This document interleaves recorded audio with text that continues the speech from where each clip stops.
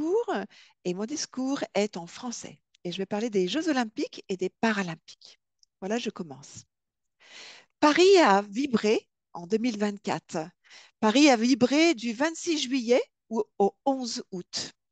Il est vrai que 60 millions de Français ont regardé au moins une fois les Jeux olympiques, par rapport à 49 millions qui ont regardé au moins une fois les Paralympiques. C'est vrai, les Jeux olympiques étaient vraiment extraordinaires, tout comme la cérémonie d'ouverture, bien sûr.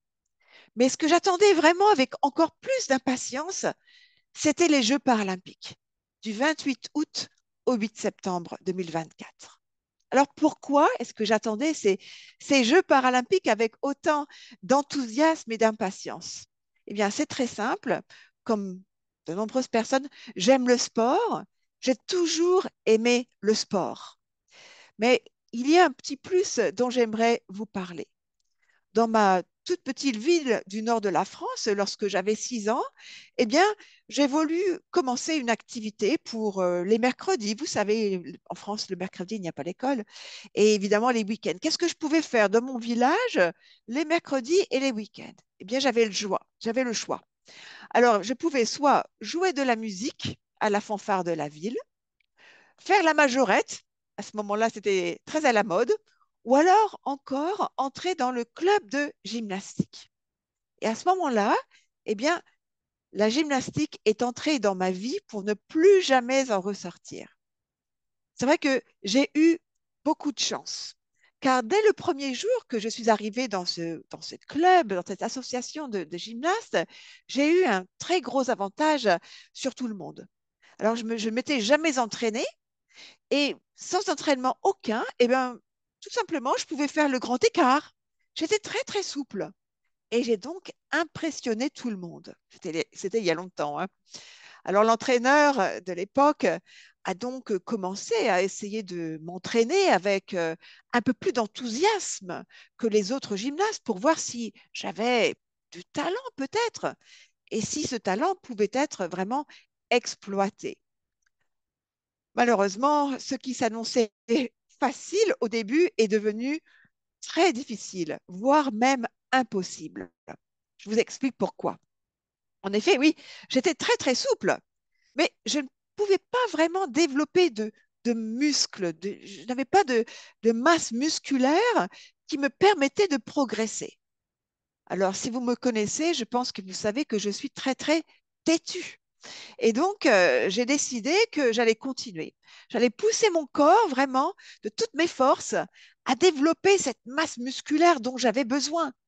Alors, je faisais de la course à pied tous les jours, au moins 10 kilomètres. Je faisais du vélo. Je jouais au badminton. Je faisais également beaucoup de natation. J'allais à la piscine, pour ainsi dire, tous les jours. Les années, évidemment, avançaient. Mon amour pour le sport se développait, mais malheureusement, les problèmes explosaient en même temps.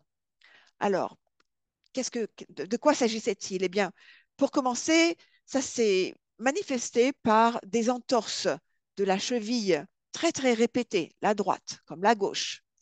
Ensuite, eh bien, il y a eu les fractures qui sont arrivées. Ensuite, il y a eu les subluxations de l'épaule ou même les luxations complètes qui sont devenues vraiment incessantes. Ensuite, il y a eu des problèmes de dos avec une scoliose très, très prononcée. Et puis enfin, des douleurs très, très difficiles à gérer. Alors évidemment, tout le monde s'inquiétait pour moi, sauf moi.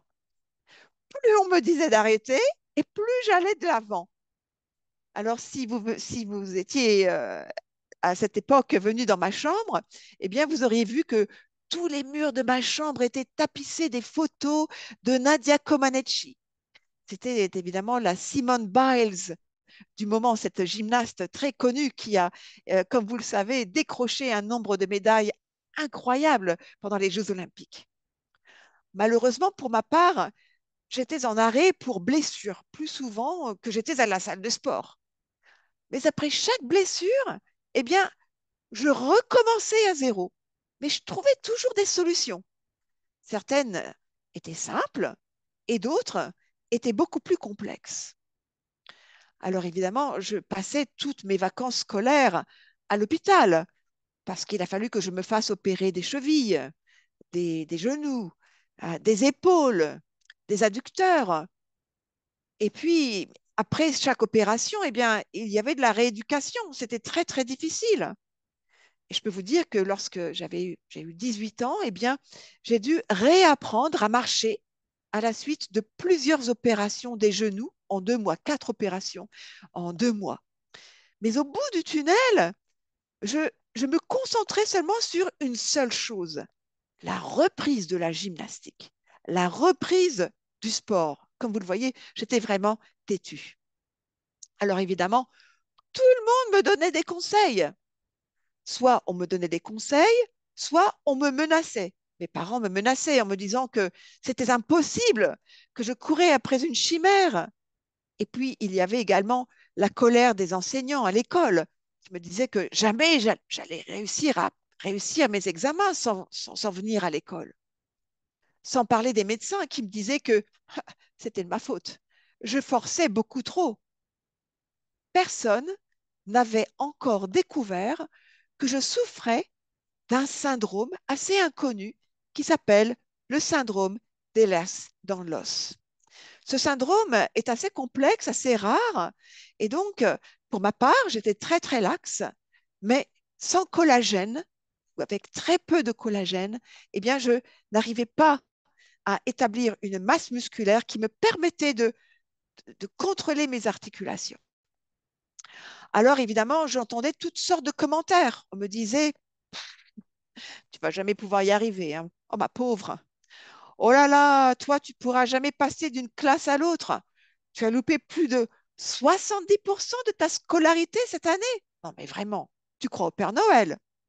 Ou alors on me disait encore, non, mais tu ne pourras jamais faire du sport. C'est impossible. Non, non et encore non. J'entendais ce mot toujours. Toujours ce mot commençait toutes les phrases. C'était toujours non. On me disait toujours et jamais. Jamais tu n'y arriveras. Tu seras toujours comme ça. Des mots vraiment auxquels je suis tout à fait allergique. Alors oui, c'est vrai, tout était contre moi. Oui, c'est vrai, j'étais vraiment le problème dans la famille, le problème à l'école. J'ai eu des moments de découragement, des moments noirs dont je ne veux même pas me souvenir, mais tous ces sentiments, toute cette colère contre ceux qui me réduisaient à ce que je ne pouvais pas faire, eh bien, je l'ai transformé en énergie hyper puissante qui vient du fond de moi pour transformer le non en oui. Oui, je peux. Ça sera différent, mais oui, je peux. Alors, malgré tous les obstacles qui s'accumulent toujours devant moi, eh bien, je dis toujours oui, je peux. Alors, si l'on en revient aux Paralympiques, souvenez-vous des athlètes paralympiques que nous avons vus lors des Jeux à Paris.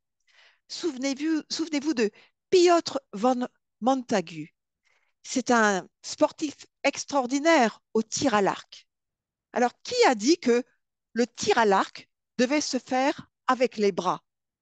Les jambes et les pieds fonctionnent tout aussi bien. Alors, évidemment, au début, ça dérange de faire du tir à l'arc avec les pieds. Ça demande de l'imagination, ça demande de l'entraînement, ça demande une vision, un soutien, des gens qui croient en vous. Mais c'est possible. Alors, si vous regardez l'ouverture des Paralympiques, tous les athlètes sont différents. Leur histoire est différente. Certains ont survécu à un accident, aux blessures de guerre. D'autres se sont adaptés à la suite d'une maladie génétique, une malformation de naissance ou tout simplement un accident de la vie. Alors, bien sûr, il y a toute une équipe autour d'eux pour que ces Paralympiques, pour que ces athlètes puissent fonctionner et survivre à un environnement qui n'est adapté que pour la plupart des gens dits normaux. Et puis, il y a aussi les athlètes qui nous surprennent. Alors, j'ai entendu par exemple des gens qui faisaient des commentaires en regardant ces Paralympiques en disant, bah, celui-là, il a deux bras, il a deux jambes. Pourquoi il est là? On ne croit que ce qu'on voit. Comment rendre visibles des difficultés invisibles à l'œil nu? Il y a les problèmes de santé mentale. Par exemple, on peut être sourd ou malentendant. On peut être aveugle ou malvoyant. On doit peut-être gérer une douleur assez forte. Il peut également y avoir des problèmes liés aux organes internes. Tout ça, ça ne se voit pas à l'œil nu, mais c'est bien là. Alors, dans la société d'aujourd'hui, le handicap se cache. On doit tout faire pour paraître normal. Dans ce contexte, pourquoi adapter notre environnement puisque la différence doit rester cachée? De nombreuses fois, je me souviens, on m'a dit, pourquoi tu ne mets pas des vêtements à manches longues? Comme ça, on ne verra pas tes attelles au poignet. Ne te mets pas en short. On voit tes cicatrices sur les genoux.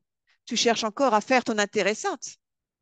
J'ai même eu la remarque la plus hilarante, mais la plus désobligeante de la part de ma mère, qui disait, arrête de faire du bruit avec ta hanche quand tu marches. Tu veux toujours que tout tourne autour de toi. Elle m'a demandé pardon quelques jours avant sa mort.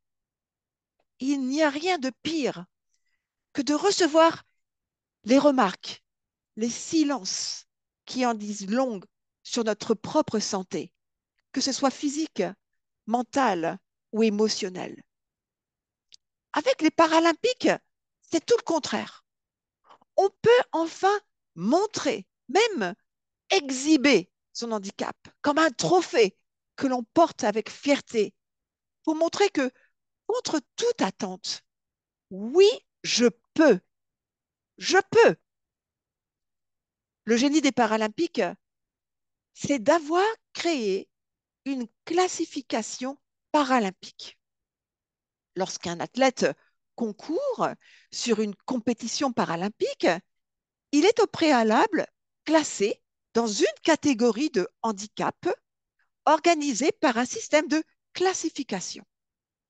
Et cette classification, elle est réalisée par des professionnels du monde médical et technique qui ont pour mission d'évaluer l'impact du handicap sur le geste sportif et la performance de l'athlète.